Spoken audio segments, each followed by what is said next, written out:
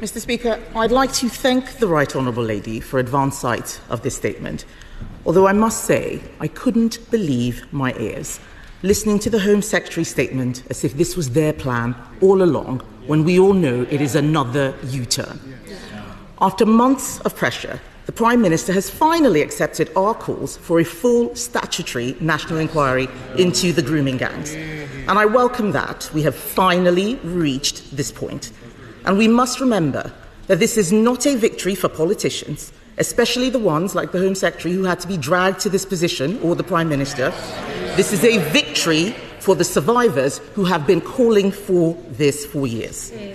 I have been speaking to many who do not have confidence that a government that ignored their concerns will deliver. But before I turn to the detail of the Home Secretary's statement, I want to recognise the tireless work of those who refuse to let this issue be buried.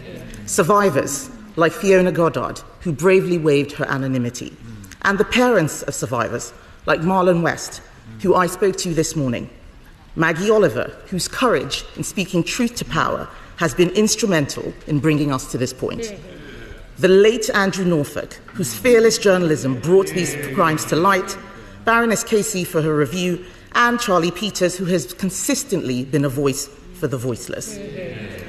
Mr. Speaker, the Prime Minister's handling of this scandal is an extraordinary failure of leadership. His judgment has once again been found wanting. Since he became Prime Minister, he and the Home Secretary dismissed calls for an inquiry because they did not want to cause a stir. They accused those of us demanding justice for the victims of this scandal as, and I quote, jumping on a far-right bandwagon. Yes. A claim the Prime Minister's official spokesman restated this weekend. Shameful. It has been left to Conservatives time and time again to force this issue. 3 times, Mr. Speaker. 3 times. They can mutter now. They all mutter now. 3 times, Mr. Speaker, these Labour MPs voted against the national inquiry. They voted against it 3 times. Liberal Democrats didn't bother to vote at all, asleep at the wheel. Labour MPs voted against a reasoned amendment to the Children's Bill. At committee stage of that bill, they voted against. At committee stage of the crime and policing... Mr. Swallow, I want to set a good example. This is a very serious debate. Temps are running high, but I certainly don't want you to see you pointing and shouting and bawling in that way. Kemi Badenoch. Mr. Speaker, they can point and shout as much as they like. They know the truth as we on the side of the House do. Yes. 3 times, I will repeat myself, Mr. Speaker, 3 times. Labour MPs voted against a reasoned amendment to the Children's Bill. At committee stage of that bill, they voted against. At committee stage of the Crime and Policing Bill, they voted against a national inquiry. And at Prime Minister's questions, the Prime Minister repeatedly ruled out a national inquiry to the chairs of all of these Labour MPs who are now pretending this is what they believed all along. And no doubt, the Home Secretary, in her response to me, will try and claim that the previous government did nothing. Yes. A wholly false assertion that she should not repeat today. The Conservative government took extensive action, starting with the original J report commissioned in 2014 by the then Home Secretary Theresa May. A year later, she commissioned the independent investigation into child sexual abuse, and Sajid Javid commissioned ethnicity data collection in 2018. So it is wrong, as the Home Secretary said, to claim that ethnicity data collection had not been done, and I will remind her that the Foreign Secretary criticised Sajid Javid at the time, said he was bringing the Office of Home Secretary into disrepute, and said he was pandering to the far right for doing exactly what she says she's doing now. They should be ashamed of themselves. We accepted all the recommendations of that previous child sexual inquiry of 2022, except the one to have a new cabinet minister, which would not have made any difference at all to the victims of this scandal.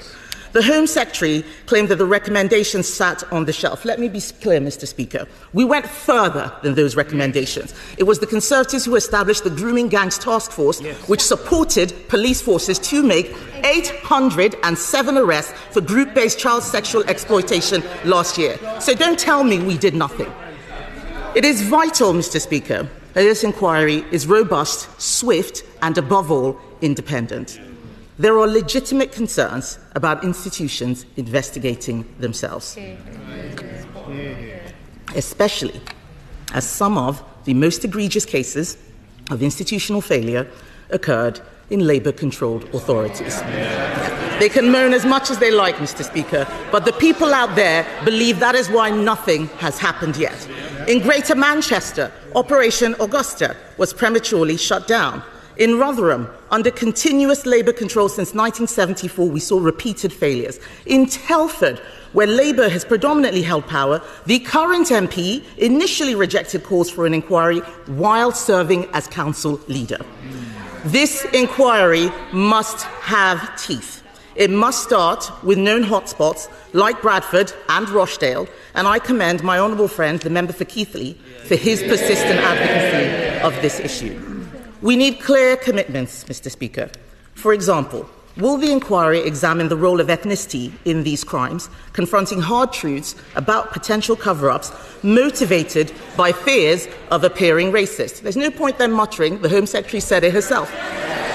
I spoke to the father of a survivor just this morning, and he told me the survivors need to have someone who is independent that they can go to and trust. It is no use them being forced to speak to the same authorities who ignored them in the first place. So will this inquiry ensure that no one, whether police officers, councillors or council officials, is beyond scrutiny? The government's approach to the Casey review itself raises serious concerns. While the review's findings are crucial, we as legislators are sent here to make decisions, not to outsource the difficult ones. The Prime Minister has waited months for someone to take this decision for him. This is the kind of dithering and delay that the survivors complained about. Mr. Speaker, we need answers to the following questions. The House deserves to know what changed the Prime Minister's mind from thinking this was dog whistle far-right politics to something he must do. When exactly did Baroness Casey submit her findings to Downing Street, and did the government request any changes to her report? Does she agree that anyone in authority who deliberately covered up these disgusting crimes should be prosecuted for misconduct in public office, and those prosecutions should happen alongside, not after, the inquiry? Because we believe that anyone in the police, local authorities, social services, or even the CPS who covered this up because they cared more about so-called community relations than about protecting vulnerable girls as young as 10 years old should be pursued. And we welcome her comments about perpetrators not being able to make asylum claims. I will remind the Home Secretary that we put forward an amendment in the Borders Bill, and she and all her colleagues voted against that very measure. So does she now agree that perpetrators should also not be able to make human rights claims to avoid deportation, and will she legislate to do that? Will the inquiry be concluded within 2 years, and will every one of the 50 towns affected be covered, including Bradford, which is still refusing to conduct an inquiry into this? And will those local inquiries have the power to summon witnesses, or is that power only for the national inquiry? And most critically, we need a clear timeline for conclusions and actions. The victims cannot wait another decade for justice. We should be able to do this in 2 years. And finally, Mr. Speaker, we didn't need to commission a report to tell us what we already knew. So will she apologise on behalf of herself, the Labour Party and the Prime Minister for wasting so much time and voting against this, dismissing the concerns of the survivors? The House, the British public, and most importantly, the many brave survivors deserve clear answers from a government of dithering and delay.